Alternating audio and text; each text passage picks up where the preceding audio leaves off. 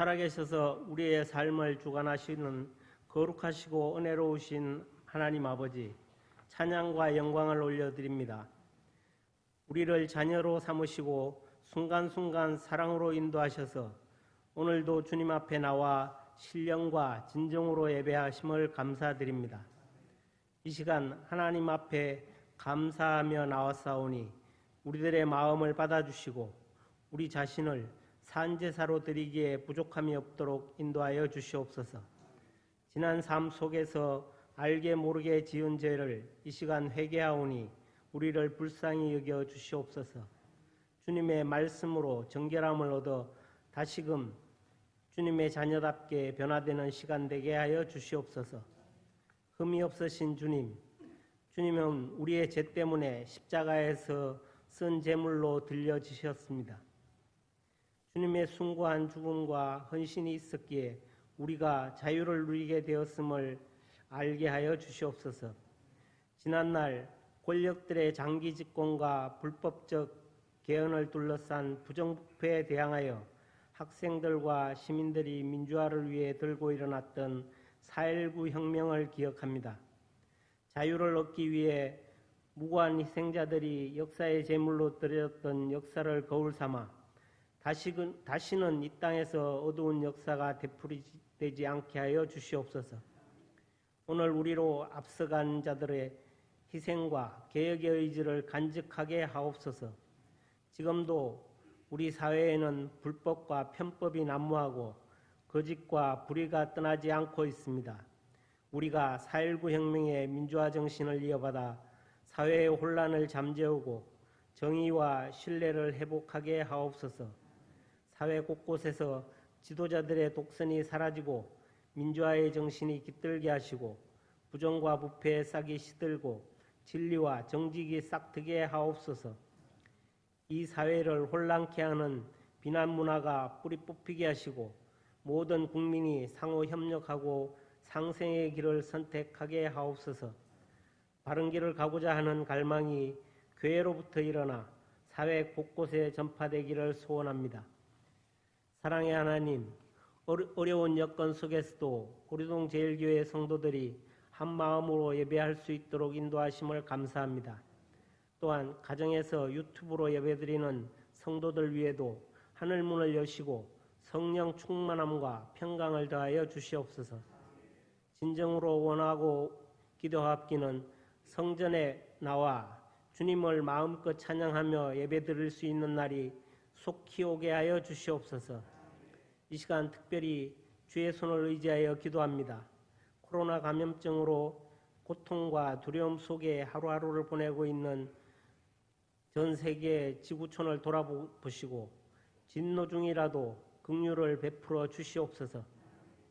또한 코로나 감염증의 방역과 치료를 위해 노력하고 있는 관계부처와 의료진들에게 새 힘을 주시고 치료제와 백신을 개발하고 있는 연구진들에게 하나님의 지혜를 주시옵소서. 이로 인하여 국가와 가정 경제적 어려움을 보살펴 주시고 노약자와 보건 취약계층 그리고 소상공인들의 삶을 지켜 주시옵소서. 모든 성도들이 신앙생활이 위축되지 않게 하시고 특별히 교회학교 우리 아동부와 청소년부 학생 청년들이 성령의 도우심으로 승리하게 하옵소서. 무엇보다 하루속히 공예배가 회복되게 하시고 감염병과 경제적 위기를 넉넉히 극복하게 하여 주시옵소서. 이번 4.15 총선을 코로나 바이러스 유행에도 불구하고 잘 마치게 하심을 감사합니다. 선거 결과를 통하여 주님의 뜻이 무엇인지 알게 하시고 순종하게 하여 주시옵소서. 또 선택받은 자들은 더욱 겸손하게 국민의 뜻을 헤아려 살피게 하시고 교만하지 않게 하여 주시옵소서. 하나님의 뜻과 섭리로 세우신 우리 오리동 제일교회를 지금까지 지키시고 인도해 주심을 감사드립니다. 우리 교회가 지역사회의 구원의 빛이 되게 하여 주시옵소서. 하나님이 주신 소명을 잘 감당하여 주님의 마음을 기쁘게 하는 교회가 되기를 간절히 소원합니다. 세상은 극도로 이기주의와 황금 만능주의를 중심으로 돌아가지만 교회에 모인 저희들은 예수님께서 보이신 사랑을 본받아 우리들이 참 사랑을 실천하게 하시고 지역사회와 소외된 이웃을 그리스도의 참 사랑으로 섬기게 하여 주시옵소서. 이 자리에 육신의 건강 문제로, 물질적인 문제로, 영적인 문제로 어려워 기도하는 성도들이 있습니다. 주님의 놀라우신 능력으로 치료해 주시고 그 믿음대로 이루어지게 하여 주시옵소서. 우리 자신의 믿음을 돌아보고 하나님을 의지하며 전적으로 주님께 맡기는 삶을 살게 하옵소서. 어려우면 또 어려울수록 예배를 통해 말씀으로 위로받게 하시고 기도 중에 희망을 빛을 보게 하여 주시옵소서. 이 시간 말씀을 증거하시는 담임 목사님께 크신 은혜로 함께 하시고 영육간에 강건함을 허락하여 주셔서 말씀을 전하실 때 큰 능력이 나타나는 은혜의 시간이 되게 하여 주시옵소서. 말씀을 사모하는 마음으로 예배를 드리는 모든 성도들과 온라인으로 가정에서 예배드리는 모든 성도들에게 예배를 통해 복을 내려 주시옵소서. 주님께서 이 예배를 온전히 흠양해 주실 것을 믿사오며 거룩하신 예수 그리스도의 이름으로 기도드립니다. 아멘.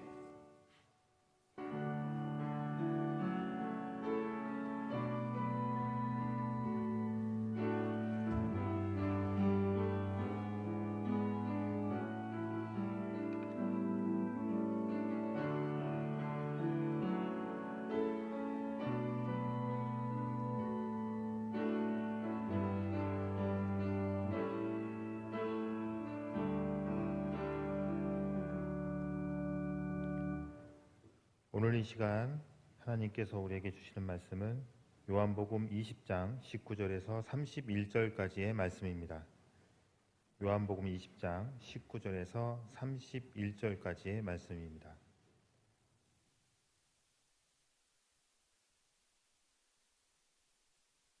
이날 곧 안식 후 첫날 저녁 때에 제자들이 유대인들을 두려워하여 모인 곳의 문들을 닫았더니 예수께서 오사 가운데 서서 이르시되 너희에게 평강이 있을지어다. 이 말씀을 하시고 손과 옆구리를 보이시니 제자들이 주를 보고 기뻐하더라. 예수께서 또 이르시되 너희에게 평강이 있을지어다. 아버지께서 나를 보내신 것 같이 나도 너희를 보내노라. 이 말씀을 하시고 그들을 향하여 숨을 내쉬며 이르시되 성령을 받으라.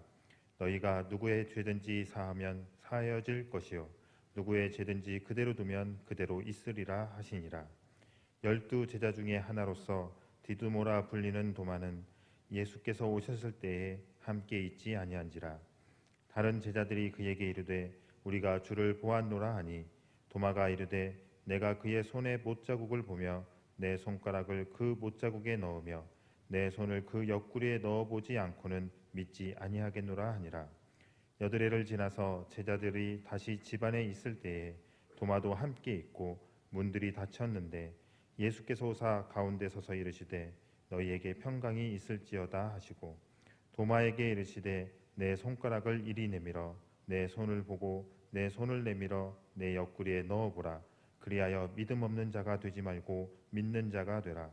도마가 대답하여 이르되 나의 주님이시요 나의 하나님이시니이다. 예수께서 이르시되 너는 나를 본고로 믿느냐? 보지 못하고 믿는 자들은 복되도다 하시니라. 예수께서 제자들 앞에서 이 책에 기록되지 아니한 다른 표적도 많이 행하셨으나 오직 이것을 기록함은 너희로 예수께서 하나님의 아들 그리스도이심을 믿게 하려 함이요 또 너희로 믿고 그 이름을 힘입어 생명을 얻게 하려 함이니라. 아멘.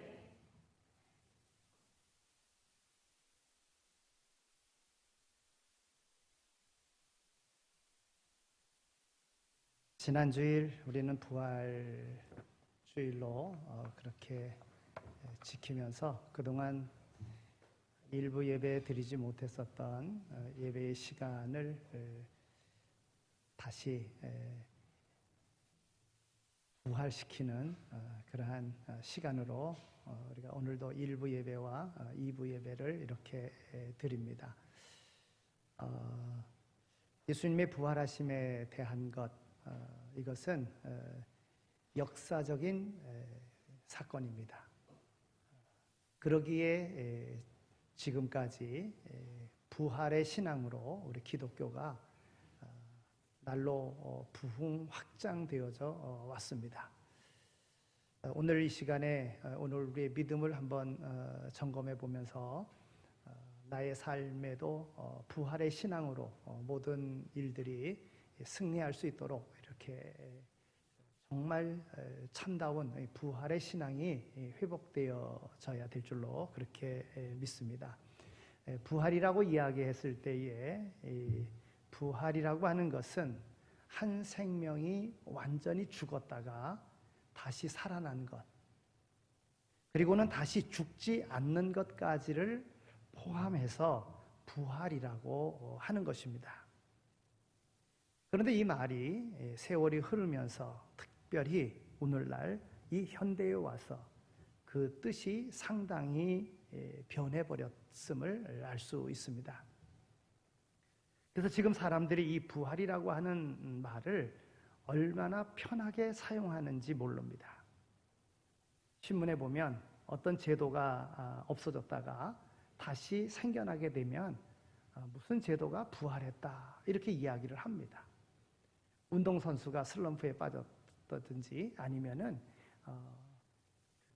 부상을 입었다가 고침을 받고 문제 해결을 받고 제 기량을 발휘하면 누구누구 선수 부활했다 이렇게 이야기를 합니다.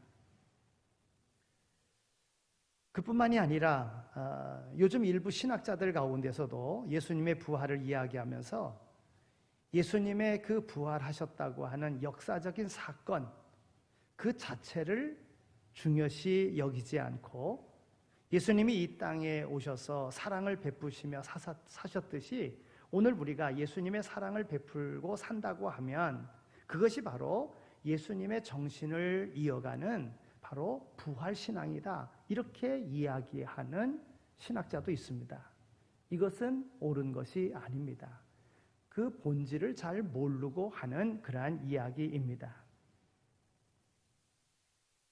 여러분, 예수님이 부활하셨다고 하는 그 역사적인 사건이 정말로 실제적인 사건이었다는 것 그 자체가 오늘 우리에게는 너무나도 큰 의미를 가지고 있음을 우리는 알아야 됩니다. 오늘날 세상이 주님의 부활을 어떻게 이해하든지 오늘 우리는 주님이 부활하셨다고 하는 그 증언이 분명히 역사적인 사건이라고 하는 것을 확신하면서 받아들여야 합니다. 그것이 오늘 우리가 가져야 되는 신앙인 것입니다. 오늘은 예수님께서 죽은 자 가운데서 3일 만에 부활하신 그 부활의 증거를 다 알고 있는 내용이지만 다시 한번 점검해 보면서 우리의 부활 신앙을 더욱더 확고히 하고자 합니다. 예수님의 부활이 역사적인 사건이 아니고 사람들이 꾸며낸 이야기라고 하면 오늘 우리가 사도신경을 고백할 때에 그때 빌라도에게 고난을 받으사 십자가에 못 박혀 죽으시고 이렇게 우리가 사도신경을 고백할 때 거기 들어가 있는 빌라도라고 하는 지금 빌라도의 후손된 이들이 어떻게 생각하겠습니까? 거짓을 이야기하는 것이다 하고 아마 항의하고 뺐었을 것입니다. 그러나 역사적인 사실이기에 정말 빌라도에게 억울한 재판을 받고 불리하게 십자가에 처형당한 예수 그리스도는 역사적인 인물이기에 지금까지 내려올 수 있는 겁니다.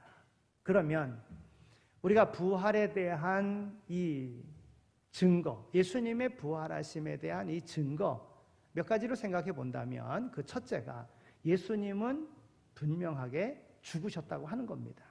죽음이 없이 부활할 수는 없는 거거든요. 예수님께서 죽으셨다. 또 장사 지낸 바 되었다. 예수님께서 십자가에 못 박히실 때에는 금요일 오전 9시였습니다. 그리고 예수님께서 운명하실 때에는 오후 3시입니다. 그러니까 예수님께서는 6시간 동안을 십자가에 달려 계셨습니다. 그러다가 숨지시고 저녁 때까지, 해가 넘어갈 때까지 예수님은 십자가에 달려 계셨습니다. 예수님께서 운명하시고 그 다음에 아리마테 사람 요셉이 빌라도를 찾아갔습니다. 그리고는 안식일이 되어 오니까 예수님을 장례할 수 있도록 그 시신을 내게 달라고 요청을 했습니다. 그럴 때 넘겨주면서 로마 군병에게 정말 확실하게 예수님이 죽으셨는가 확인하고 넘겨주도록 했던 것 아니겠습니까? 그래서 이 로마 군병은 예수님이 운명하셨는지 안 하셨는지 확인하기 위하여 긴 창으로 옆구리를 찔렀습니다. 그리고는 물과 피가 나왔다. 성경은 이렇게 기록하고 있습니다. 여러분, 사람이 피 흘려 죽을 때 마지막에는 물 같은 멀건 것이 나온다고 그럽니다. 그러니까 예수님께서 피와 물이 다 나왔다고 하는 것은 예수님은 분명하게 죽으셨다 하는 증거가 되어지는 것입니다. 로마 군병들은 예수님이 완전하게 운명하신 것을 확인하고 그 시신을 요셉에게 넘겨주었습니다. 요셉은 자기를 위하여 만든 무덤에다가 예수님을 장례했습니다.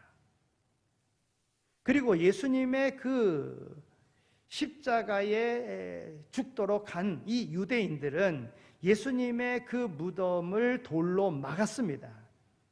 그러고서도 안심이 되지 않으니까 누가 훔쳐갈까 봐 예수님의 무덤을 인봉하고 무덤을 로마 군병들로 지키게 했습니다. 그럼 만약에 인봉한 것을 훼손한다고 하면 똑같이 예수님과 같이 죽임을 당할 수 있는 그런 법적인 제도가 있는 그런 시대였습니다. 무장한 병사들로 하여금 예수님의 무덤을 24시간 하루 종일 지키도록 그렇게 했던 것입니다. 여러분, 죽음을 확인했는데도 불구하고 왜 이렇게 무덤을 지킵니까? 즉 예수님의 완전한 그 죽음이 바로 예수님의 부활의 증거가 되어지는 것입니다. 두 번째, 예수님께서 부활하신 그 증거는 예수님의 빈 무덤입니다. 이 빈 무덤의 증거를 없애기 위해서 당시 사람들은 예수님의 시신을 제자들이 훔쳐갔다고 그렇게 이야기하도록 그리했습니다. 또 완전히 죽은 것이 아니라 기절했다가 깨어난 것이라고 그렇게 이야기했습니다. 또 여인들이 새벽에 예수님의 무덤을 찾아갔었는데 그것은 예수님의 무덤을 찾아간 것이 아니라 다른 빈 무덤을 찾아갔던 것이다. 그렇게 이야기하는 사람들도 있었습니다. 그러나 성경은 분명하게 말합니다. 예수님을 십자가에 못 박아 죽인 후에 시신을 돌 무덤 속에 넣었습니다. 예수님의 시신에 많은 그 양의 향유를 바른 후에 세마포로 싸서 그 무덤에 놓았습니다. 예수님의 그 시신은 무덤, 땅 속에 묻는 것이 아니라 그 주변에 동굴, 그 동굴을 파서 무덤으로 사용했는데 그 무덤, 그 동굴의 문을 아주 무거운 돌로 닫아서 누구도 문을 열지 못하도록 그렇게 했던 것입니다. 여러분, 당시에 그 관례에 따르면 그 이집트와 같이 시신을 세마포로 싼 다음에 향유를 바르고 세마포로 싼 다음에는 관에 넣든지 아니면은 그 석회로다가 이렇게 미라 형태로 그렇게 하든지 이렇게 시신을 그렇게 수습했다고 하는 것입니다. 그러면 그 무게가요 거의 한 40kg 정도 된다고 그럽니다. 그러니까 예수님의 그 시신을 아무리 급하게 했다고 할지라도 어느 정도 수준을 갖추어서 했었을 것입니다. 그러니까 한두 명이 예수님의 시신을 훔쳐간다, 가져간다 하는 것은 쉬운 일이 아닌 것이지요. 또 그 문을, 그 무덤 문을 돌로 막았는데 그 돌 무게가 보통 막을 때에 그 무게는 한 2톤 정도 된다고 그럽니다. 여러분, 사람이 2톤 정도를 옮기려고 하면 몇 사람은 있어야지만이 되는 것입니다. 그런데 그 문이 절로 열린 거죠. 그리고 빈 무덤이 된 거죠. 이것은 바로 예수님의 능력, 예수님께서 부활하셨다고 하는 바로 증거가 되어지는 것입니다. 이 돌 무덤 입구를 막았을 뿐만이 아니라 군사들이 그 무덤을 지켰습니다. 마태복음 27장 66절에 있는 말씀을 보면 무덤 입구에 돌에 도장을 찍어 놓았습니다. 만약에 그 돌을 움직이는 사람은 처형해도 된다고 하는 것이지요. 이 예수님의 시신을 가져갈까 봐 완벽하게 경계한 것을 볼 수 있습니다. 그러나 이 경계에도 불구하고 예수님은 부활하셨고 이러한 것들이 예수님을 가두지 못했습니다. 이러한 것들이 예수님의 부활을 막지 못했다는 것입니다. 부활의 아침 사람들이 와서 무덤 안을 보았을 때에 몸만 살짝 빠져나온 것처럼 피 묻은 수위만 개켜져 있었다고 성경은 그렇게 기록하고 있습니다. 만약에 석회로 해서 그렇게 시신을 수습했다고 하면, 그리고 시신만 가져갔다고 하면 그 세마포도 잘라야 되는 것이고 훼손되어야지만이 되는데 훼손되지 아니하고 피 묻은 세마포가 그대로 개켜져 있었다. 성경이 이렇게 기록하고 있습니다. 즉 이것 빈 무덤은 예수님의 부활하셨다고 하는 증거가 되어지는 것입니다. 비판자들이 이렇게 말합니다. 예수님의 제자들이 주님의 시신을 훔쳐갔다고 말입니다. 그리고 소문을 냈습니다. 예수님의 제자들이 예수님의 시신을 훔쳐갔다고 말입니다. 연약하고 두려워 도망한 제자들이 어떻게 로마 군사들을 이길 수 있겠습니까? 그리고 2톤이나 되는 무거운 돌을 어떻게 옮길 수 있었겠습니까? 예수님의 시신을 훔쳐가는 사람이 수위를 찢어지지 않게끔 그대로 차곡차곡 개어놓고 시신만 어떻게 빼내어 가져갈 수가 있겠습니까? 그리고 그들이 예수님의 시체를 훔쳐가 놓고 부활했다는 거짓말을 만들고 자기들이 만든 그 거짓말을 위해서 목숨 바쳐 순교한다는 것, 이것은 상식에도 맞지 않는 일인 것입니다. 예수님의 부활 이외에는 이 빈 무덤을 무엇으로도 증명할 수 없는 것입니다. 이 빈 무덤은 예수님의 부활의 증거입니다. 세계 모든 종교의 지도자들은 무덤이 있습니다. 그러나 예수님만은 무덤이 없습니다. 부활의 증거입니다. 부활이 확실하니까 예수님을 믿는 다른 종파의 사람들도 예수님이 부활했다고 빈 무덤을 어느 곳에 정해놓고서 예수님이 이곳에 묻혔던 거다, 예수님은 부활하셨다, 이렇게 믿고 있다는 것이지요. 얼마 전 성지순례 갔을 때에 가이드가 그런 어떤 그 전에 갔을 때보다도 색다른 이야기를 하더라고요. 예루살렘 예수님이 묻히셨던 그 빈 무덤, 그 주변에는 거의 20개의 무덤이 있는데 나름대로의 종파들이 여기가 예수님의 무덤이다, 이렇게 이야기한다는 거예요. 예수님은 3일 만에 부활하셨습니다. 그리고 그 말씀하신 대로 실제로 부활하셨습니다. 그래서 예수님의 무덤은 빈 무덤인 것입니다. 예수님의 부활의 증거는 그 증인들이 예수님이 부활하셨음을 증언하고 있습니다. 초대교회 성도들은 주님의 부활을 확실히 믿었습니다. 왜냐하면 그들의 눈으로 목격했기 때문에 그렇습니다. 그들이 복음을 전할 때마다 우리가 부활의 주님을 만났다고 그들은 외쳤습니다. 성경 기록에 의하면 부활하신 예수님이 515명, 그 이상의 사람들을 12차례 이상의 그 시간 속에서 만났다는 것입니다. 부활하셔서 40일 동안 이 땅에 계시다가 승천하셨습니다. 그때에 부활하신 예수님을 만난 거죠. 제가 515명 그랬을 때에 고린도서에 보면 바울 사도가 이야기합니다. 예수님께서 부활 승천하셨을 때에 보았던 사람이 500여 문도가 된다. 그런데 그 중에 지금까지 살아있는 사람이 있다. 예수님의 부활한 것을 목격한 사람 500명이 보았는데 그 중에 아직도 살아있는 사람이 있다. 예수님은 부활하셨다는 거예요.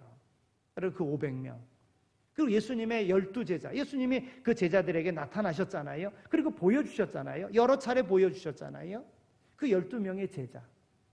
그리고 엠마오로 가던 두 제자. 부활하셔서 함께 동행하시지 않습니까? 그리고 예수님의 부활을 첫 번째로 목격했던 부활하신 주님을 첫 번째로 만난 막달라 마리아. 이러면 515명이잖아요. 그 외에도 밤에도 만나시고 낮에도 만나시고 새벽에도 만나시고 예수님께서는 개인적으로도 만나시고 무리적으로도 만나시고 여러 차례 만나셔서 부활하신 예수님의 모습을 보여주었다는 것이지요. 여러분, 증인은 참으로 중요합니다. 자동차 사고가 났어요. 운전하시는 분들은 다 경험하잖아요.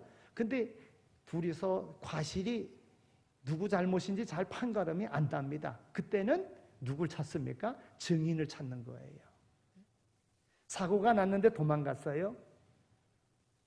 뺑소니를 친 거죠. 그러면 누굴 찾습니까? 그 현장을 목격한 증인을 찾습니다. 현수막 걸어놓고 몇 날 몇 시에 이곳에서 사고가 났는데 지금 이것이 증명되지 않고 있으니 목격한 사람 증인을 찾습니다. 보상하겠습니다. 네? 붙여놓고 그러잖아요. 증인은 이렇게 중요한 거예요. 법정에서 판사가 묻습니다. 당신이 그 사고 현장에 있었나요? 여러분, 제일 중요한 것은 목격자인 것입니다. 한 사람의 증인이라 할지라도 그 판세를 완전히 바꿀 수 있습니다. 증인이 있으면은. 그런데 10명의 증인 대단합니다. 50명의 증인 대단합니다. 증인이 많으면 많을수록 힘이 있습니다. 완벽합니다. 상대방을 완전히 제압할 수 있습니다. 그런데 주님의 부활의 증인은 500명이 넘는다는 것입니다. 무슨 말입니까? 예수님의 부활을 목격한 증인들을 통해서도 예수님의 부활은 확실하다는 것입니다.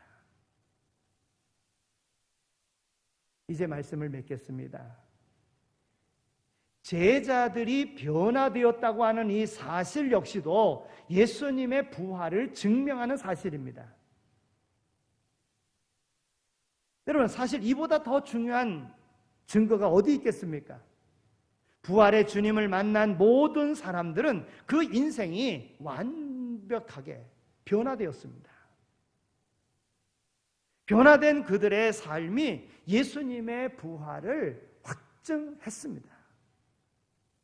예수님이 붙잡히시어 십자가에 돌아가실 때에 제자들은요 무서워서 모두 도망하였습니다. 그리고는 방에 들어가 숨었습니다. 문을 걸어 잠그고 그렇게 있었던 그러한 제자들입니다. 그런데 예수님께서 오늘 말씀에 보니까 오셨습니다.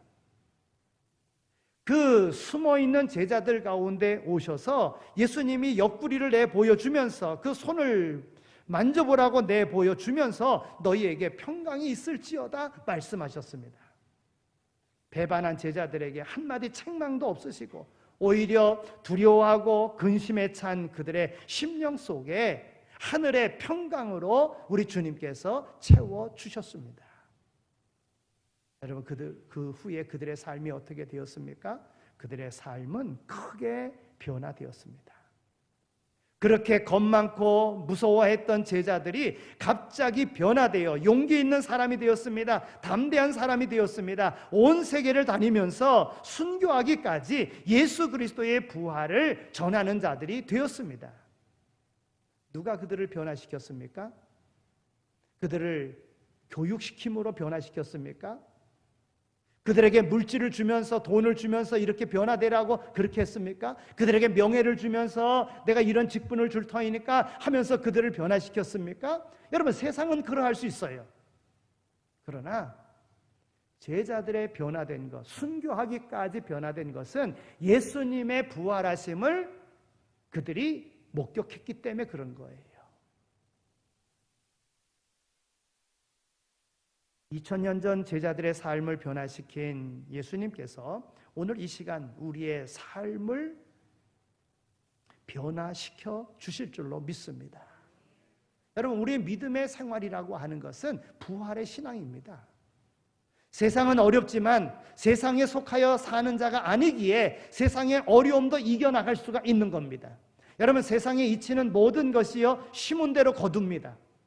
이건 변하지 않습니다. 하나님의 공의입니다. 거기에 하나님이 오늘 우리에게 은혜를 베풀어 주시는데, 오늘 부활의 신앙으로 지금 어렵지만 이것을 극복할 수 있는 자로 살아가도록 하나님께서 오늘 우리에게 은혜 주셨다고 하는 거예요. 여러분, 우리의 신앙이 이 신앙이 되어야 됩니다. 어떤 어려움이 있어요? 어떤 고난이 있어요? 감당하기 힘들어요? 그러나 그 문제 해결될 것입니다. 그리고 거기에 따른 보상을 주실 것입니다. 이게 바로 부활의 신앙이라는 거예요. 그런데 그것도 모르고 오늘 우리는 너무나도 약삭빠르게 미리 좀 줬으면, 내가 계획하고 추진하는 일이 먼저 좀 잘 되면, 내 생각대로 되어지면 그때 예수 믿겠다, 주님 따르겠다, 이렇게 이야기하는 거예요. 여러분, 근데 사람이요 그렇지 않아요. 받고 나면 달라지는 거예요. 왜 화장실 들어갈 때하고 나올 때하고 다르다 그러잖아요. 지금 당장은 그 문제 해결되어져요. 해결되어지면 다음 문제 잘할 것 같아요. 그렇지 않습니다. 여러분, 진정한 부활의 신앙이라고 하는 것은 해결되지 않았지만은 해결될 것으로 믿고 하나님께, 주님께 소망을 두고 살아가는 것입니다. 여러분, 모든 삶의 이치가 다 그렇습니다. 모든 것이 다 부활의 신앙과 다 연결이 되어지는 거예요. 예수님 죽으셨어요. 따르던 이들에게는 절망이에요. 그러나 주님께서는 그 부활의 신앙을 심어주시기 위하여 찾아오신 겁니다. 오늘 우리 가운데도 오신 거예요. 오늘 우리에게 있는 모든 일들이 어려운 일 같으지만은 그 일을 우리가 감당해 나갈 만한 것을 우리에게 맡겨주셨는데, 그 일 감당하면 그 이후에 하나님은 우리 주님은 분명한 보상을 주신다는 것이지요. 성경에 예수님께서도 말씀하시잖아요. 어린 소자에게 냉수 한 컵을 대접해도 내가 결단코 상을 잃지 않겠다. 사람들에게 인정받는 인격으로서 그렇게 존중받는 그러한 이가 아니라 할지라도 어린 소자에게 물 한 컵 대접해도 거기에 대한 상을 잃지 않겠다. 여러분, 부활신앙을 가지고 있는 이들은 수고하고 애씀의 그 모든 것들을 다 그런 믿음으로 사는 겁니다. 부활의 주님을 구세주로 모시고 주님만을 의지하며 살아나갈 때에 우리 주님께서 우리에게 참된 평안을 주시고 기쁨을 주시고 하늘의 소망을 주시고 우리의 삶을 아름답게 변화시켜 주실 줄로 믿습니다.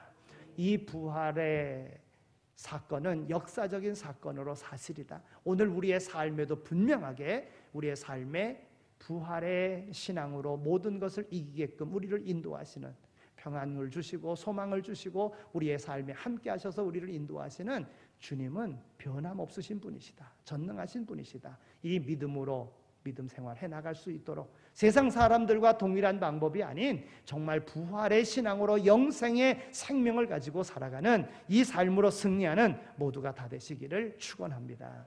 기도합니다. 하나님, 감사합니다. 저희들을 사랑해 주셔서 이와 같이 하나님 전으로 불러주신 것 감사합니다.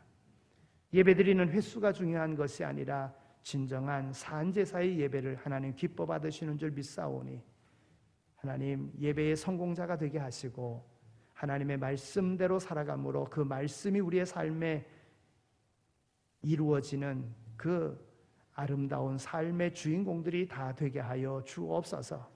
전 세계가 여러 가지 어려운 가운데 있습니다.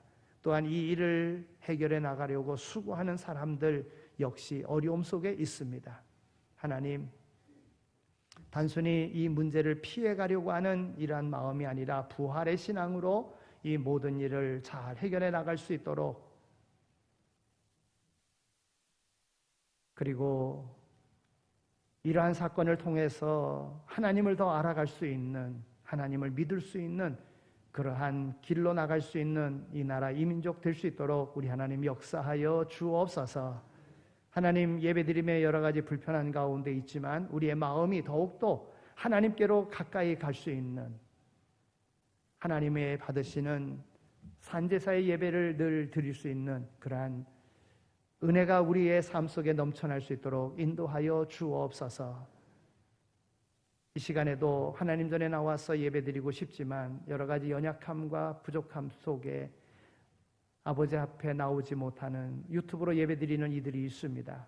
하나님 강건케 하여 주시고 하나님의 은혜가 있어 그 모든 맡겨진 일들도 잘 감당해 나갈 수 있는 하나님의 놀라우신 은혜의 경험자가 될 수 있도록 우리 하나님께서 역사하시고 또한 은혜 내려 주시옵소서. 모든 것 감사하오며 예수 그리스도의 이름으로 기도드립니다. 아멘.